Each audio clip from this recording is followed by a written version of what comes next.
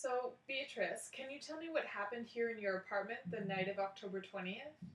It started out like a really great night, just getting ready for school the next day. Went to bed, and at around 3:30 a.m., there was like a massive banging on the door, and it was like the police telling us to evacuate. So, we were really freaked out and super tired and like disoriented because we didn't know what was going on. We ended up waiting out there for like the whole night, and it turned out that there was a gas leak in our apartment building.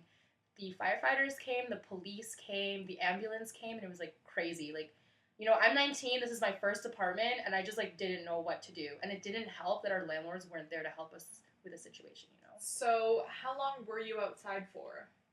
Basically to like 6, 7 a.m. Like, I didn't go to school the next day because I was so tired from like, dealing with all of that stuff the night before. I just like slept the whole day, and I was like so traumatized by what happened.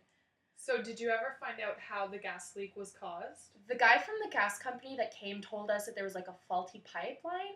But I mean, you never know. And if it wasn't for that girl from our apartment building that came in at around 3 a.m., you never know what would have happened. Like, she wouldn't have caught that smell, and like it would have been an even worse situation. So, we didn't really get that many answers about what happened, and we didn't get that many answers to like what to do after. He just told us to like keep the door open and like let the building air out. But like, I don't trust our landlord anymore, and I don't trust our apartment, and I don't know what's going to happen now.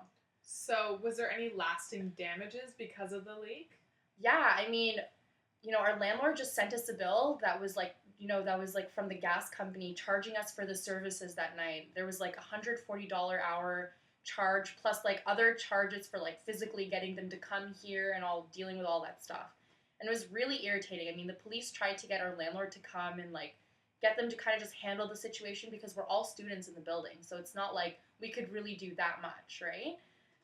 But I don't know, like nobody wants to pay that kind of money. We're young and we don't have it. We don't have that money.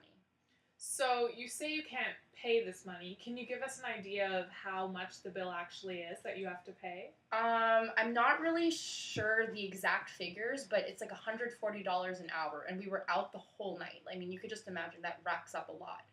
And so there's like what, like 6 of us in the building, so it's a lot of money. I don't want to take another job. I already have a job now. Plus, I'm a full-time student. It's a lot of money, and it's like a lot of stress in your life. So it's like we're doing whatever we can to just avoid paying this bill.